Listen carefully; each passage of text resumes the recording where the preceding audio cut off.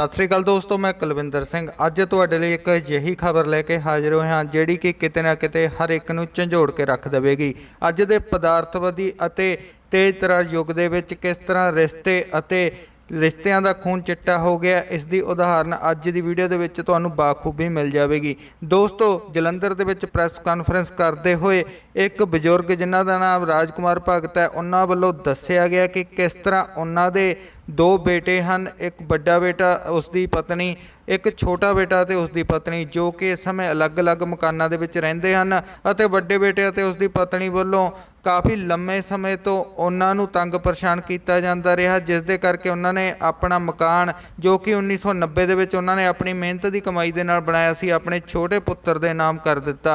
मकान छोटे पुत्र के नाम करने की ही देर सी कि जिहड़ी रोटी छोटे पुत्र के घरों कदे कदे मिल जाती सी वो भी मिलनी बंद हो गई अते दोवें पुत्र आपस दे विच मिल गए। बड़े पुत्र अते उसकी पत्नी दे जो कि मकान उन्होंने अपने छोटे पुत्र के नाम लगा लिया, उसदे ही एक छोटे जे कमरे दे विच वो रहिंदे ने, जिथे कि वो कमरे की सफाई अते कपड़े भी आप ही धोंदे ने अते उन्होंने भरे मन दे नाल दस्सिया कि वह सारा दिन घर तो बाहर रहिंदे ने। जदों उन्हां दा पुत्र रात नूं काम तो वापस आउंदा उदों ही घर दे विच जांदे ने, क्योंकि उन्हां नूं उन्हां दी बड्डी नूंह वल्लों कई बार धमकी दित्ती गई है कि उस ते छेड़छाड़ ते रेप दा केस लगा देवेगी अते सारी उम्र उसदी जेल दे विच ही लंघेगी अते यह मकान उन्हां दे नाम अपने आप हो जाएगा। उन्होंने ये भी दस्सिया कि कई बार तो वो रात नूं गेट का लॉक भी नहीं खोलते अते 2-3 बार तो PCR ने आके गेट का लॉक खलवाया अते उन्होंने बाहर गेट ते ही बैठना पैंदा है। उन्होंने ये भी दस्सिया कि उन्होंने कोई साम संभाल भी नहीं की जाती अते ना ही कदे डॉक्टर दे लैके जाया जाता है, इत्थों तक कि वह नाश्ता भी बाहर जाके रेहड़ी वगैरह ते करते हैं।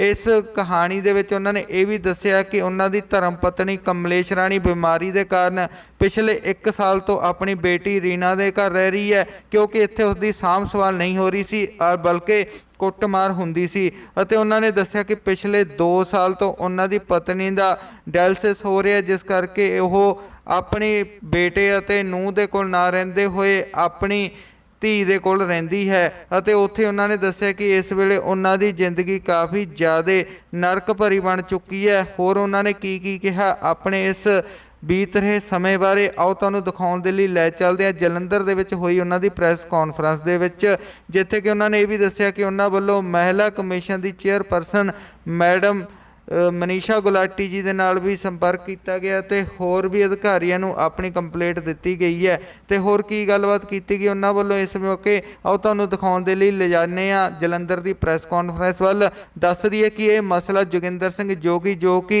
पंजाब यूथ ऑर्गेनाइजेशन के प्रधान हैं उन्हां वल्लों उठाया गया, जिन्हां ने कि लवप्रीत के मसले दे विच भी अहम योगदान पाया है। सो आओ तुसीं देखो हुण जलंधर की प्रैस कॉन्फ्रेंस। होर ताज़ा खबरां दे लई बने रहो लिमिटेड ज्ञान दे नाल ते नवें दोस्त वीडियो के थले देख रहे रेड कलर के सबसक्राइब बटन तो चैनल में सबसक्राइब भी कर सकते हैं तो नोटिफिकेशन बैल तो ऑल ते सिलेक्ट करके ये सुनिश्चित कर सकते हो कि हर एक ताज़ा खबर ते साडी हर एक नवी वीडियो तुहाडे तक पहुँचे सब तो पहला।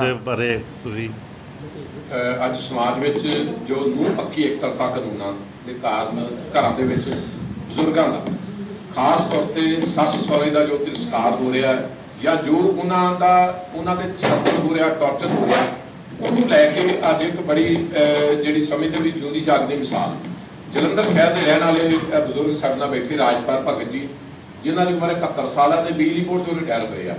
अज अपने ही घर में जोड़ा घर सन 1990 जिन्होंने खरीदिया सीगा उस घर के इन्हों की वड्डी नूंह के पुत्र वो प्रॉपर्टी हथियाउण के वास्ते इन्होंने लगातार टॉर्चर कर रहे हैं, जो इन्होंने पहला भी मीडिया सामने बयान दिते हैं, लिखती तौर पर प्रैस में दिता कि बहुत ज़्यादा परेशान करते हैं, इन्हों की कुटमार करते हैं, धक्केशाही करते हैं और इत्थों तक कि किसी भी तरह की सेवा संभाल इन्हों की नहीं हो रही। अपने कमरे की सफाई खुद करते हैं, रोटी सवेर तो लैके रात तक की 3 टाइम की रोटी बाहरों किसी ढाबे तो रेहड़ी तो जितों कितों मिल जाए या अपने भरा के घरों जाके खाना खाते हैं और रात को सिर्फ अपने घर सौण ही आते हैं। कमरे की सफाई खुद करते हैं, कपड़े आप धोंदे हैं, उन्होंने जो देख रेख अपनी आप करते हैं। इन्हों के वड्डे नूंह पुत्त लोग किसी भी तरह का इन्हों की सेवा संभाल नहीं की जा रही। छोटा बेटा पहला इन्होंने बिल्कुल सही सीगा, उन्होंने घर कदी कदे जाके आए 8 महीने पहला कदी कदे जाके खाना खा लेंदे सी, इन्हों की पुछगिछ भी करते थे ਔਰ ਛੋਟੇ ਬੇਟੇ ਨੇ ਕਿਹਾ ਵੀ ਮੈਂ ਡੈਡੀ ਜੀ ਤੁਹਾਡੀ ਦੇਖਭਾਲ ਕਰਾਂਗਾ, ਤੁਹਾਡੀ ਸੇਵਾ ਕਰਾਂਗਾ, ਮੇਰੇ ਨਾਂ ਤੇ ਕਰਾ ਦਿਓ। ਇਹਨਾਂ ਨੇ ਉਸ ਦੇ ਕਹਿਣ ਦੇ ਉੱਤੇ ਉਹ ਮਕਾਨ ਜਿਹੜਾ ਟਾਵਰ ਐਨਕਲੇਵ ਦੇ ਵਿੱਚ ਹੈ ਆਪਣੇ ਛੋਟੇ ਬੇਟੇ ਦਾ ਨਾਂ ਤੇ ਕਰਾਤਾ। ਉਹ ਜਦੋਂ ਮਕਾਨ ਨਾਮ ਕਰਾਤਾ ਤੇ ਉਸ ਤੋਂ ਬਾਅਦ ਉਹ ਵੀ ਬਦਲ ਗਿਆ। ਅੱਜ ਉਹ ਦੋਨੋਂ ਬੇਟੇ ਦੇ ਵੱਡੀ ਨੂੰ ਛੋਟੀ ਨੂੰ ਨਾਲ ਇਹਨਾਂ ਨੂੰ ਅਜੇ ਤੱਕ ਵੀ ਕੋਈ ਸ਼ਿਕਾਇਤ ਨਹੀਂ, ਨਾ ਇਹਨਾਂ ਨੇ ਉਹਨਾਂ ਬਾਰੇ ਕੋਈ ਗੱਲ ਕੀਤੀ ਹੈ। ਦੋਨੋਂ ਬੇਟੇ ਦੇ ਵੱਡੀ ਨੂੰ ਉਹ ਰਲੇ ਹੋਏ ਆ ਕਿ ਮਕਾਨ ਛੇਤੀ ਤੋਂ ਛੇਤੀ ਵੇਚ ਕੇ ਪੈਸੇ ਵੰਡ ਲਏ ਜਾਣ। ਹੁਣ ਇਹਨਾਂ ਦੀ ਪ੍ਰੋਬਲਮ ਇਹ ਹੈ ਕਿ ਇਹਨਾਂ ਕੋਲ ਇੱਕੋ ਹੀ ਛੱਤ ਹੈ। ਹੁਣ ਉਸੇ ਛੱਤ ਨੂੰ ਗਵਾ ਕੇ ਕਿੱਥੇ ਰਹਿਣਗੇ, ਸਭ ਤੋਂ ਵੱਡੀ ਸਮੱਸਿਆ ਇਹ ਆ। ਹੁਣ ਇਹਨਾਂ ਦੇ ਮਸਲੇ 'ਚ ਇੱਕ ਚੀਜ਼ ਤਾਂ ਬਿਲਕੁਲ ਕਲੀਅਰ ਹੈ ਕਿ ਅੱਜ ਤੱਕ ਕਿਸੇ ਨੇ ਸੁਣਿਆ ਵੀ ਕਿਸੇ ਪੁੱਤ ਨੇ ਕੁਆਰੇ ਹੁੰਦੇ ਹੋਏ ਮੁੰਡਿਆਂ ਨੇ ਆਪਣੇ ਮਾਂ-ਬਾਪ ਨੂੰ ਘਰੋਂ ਕੱਢਿਆ ਹੋਵੇ, ਟੌਰਚਰ ਕੀਤਾ ਹੋਵੇ, ਤੰਗ ਕੀਤਾ ਜਾਂ ਮਾਰਕੁੱਟ ਕੀਤੀ ਹੋਵੇ। ਇਹ ਵਿਆਹ ਤੋਂ ਬਾਅਦ ਹੀ ਕਿਉਂ ਹੁੰਦਾ? ਕਿਉਂਕਿ ਬਹੁਤ ਸਾਰੀਆਂ ਨੂੰਹਾਂ ਮਾੜੀਆਂ ਨਹੀਂ ਹੁੰਦੀਆਂ, ਪਰ ਬਹੁਤ ਸਾਰੀਆਂ ਨੂੰਹਾਂ ਐਸੀਆਂ ਜਿਹੜੀਆਂ ਘਰਾਂ ਦੇ ਵਿੱਚ ਆ ਕੇ ਘਰਾਂ ਦਾ ਮਾਹੌਲ ਖਰਾਬ ਕਰ ਦਿੰਦੀਆਂ। ਔਰ ਇਹਨਾਂ ਬਜ਼ੁਰਗਾਂ ਦੇ ਵਾਸਤੇ ਅੱਜ ਜ਼ਿੰਦਗੀ ਜਿਹੜੀ ਹੈ ਬੜੀ ਦੁੱਭਰ ਹੋਈ ਆ। ਔਰ ਇਹਨਾਂ ਹਾਲਾਤਾਂ ਦੇ ਵਿੱਚ ਇਹ ਅੱਜ ਮੀਡੀਆ ਵਿੱਚ ਆਏ ਆ, ਇਹਨਾਂ ਨੇ ਆਪਣਾ ਪੱਖ ਰੱਖਿਆ। ਇਹਨਾਂ ਦੀ ਡਿਮਾਂਡ ਹੈ ਕਿ ਜਿਸ ਤਰ੍ਹਾਂ ਸੀਨੀਅਰ ਸਿਟੀਜ਼ਨ ਐਕਟ ਪਹਿਲਾਂ ਹੁੰਦਾ ਸੀਗਾ, ਉਸ ਐਕਟ ਦੇ ਤਹਿਤ ਜਿਹੜੀਆਂ ਰਜਿਸਟਰੀਆਂ ਕੈਂਸਲ ਕਰ ਦਿੱਤੀਆਂ ਜਾਂਦੀਆਂ ਸੀਗੀਆਂ, ਪ੍ਰਾਪਰਟੀ ਜਿਹੜੀ ਦੁਬਾਰਾ ਬਜ਼ੁਰਗਾਂ ਦੇ ਨਾਂ ਤੇ ਕਰ ਦਿੱਤੀ ਜਾਂਦੀ ਸੀ। ਮੈਂ ਜੇ ਗਲਤੀ ਨਾਲ ਜਾਂ ਉਹਨਾਂ ਦੀਆਂ ਗੱਲਾਂ ਵਿੱਚ ਆ ਕੇ ਛੋਟੇ ਮੁੰਡੇ ਦੇ ਨਾਂ ਤੇ ਪ੍ਰਾਪਰਟੀ ਕਰ ਬੈਠਾ ਤੇ ਇਹ ਪ੍ਰਾਪਰਟੀ ਰਾਖੀ ਚਾਹੁੰਦੇ ਆ ਕਿ ਇਹਨਾਂ ਦਾ ਘਰ ਵਿੱਚ ਜੋ ਸਤਿਕਾਰ ਬਣਦਾ ਉਹ ਜ਼ਰੂਰ ਕੀਤਾ ਜਾਵੇ। ਜੇ ਉਹ ਖਰਚਾ ਨਹੀਂ ਦੇ ਸਕਦੇ ਕੋਈ ਗੱਲ ਨਹੀਂ, ਇਹ ਰਿਟਾਇਰ ਆਪਣੀ ਪੈਨਸ਼ਨ ਦਾ ਗੁਜ਼ਾਰਾ ਕਰ ਰਹੇ ਆ, ਆਪਣੀ ਪਤਨੀ ਦਾ ਇਲਾਜ ਵੀ ਕਰਾ ਰਹੇ ਆ। ਉਹ ਵੀ ਆਪਣੀ ਧੀ ਕੋਲ ਇਸ ਵੇਲੇ ਰਹਿ ਰਹੀ ਆ, ਪਹਿਲਾਂ ਪੇਕੇ ਰਹਿ ਰਹੇ ਸੀਗੇ। ਇਸ ਘਰ ਵਿੱਚ ਉਹ ਵੀ ਤਾਂ ਨਹੀਂ ਆਉਂਦੇ ਕਿ ਲੜਾਈ ਝਗੜੇ ਤੋਂ ਡਰਦੇ ਆ ਕਿ ਮੇਰੀ ਆਪਣੀ ਸਿਹਤ ਪਹਿਲਾਂ ਖਰਾਬ ਹੈ, ਕੋਈ ਹਵੀ ਨਵੀ ਨਾ ਹੋ ਜਾਵੇ।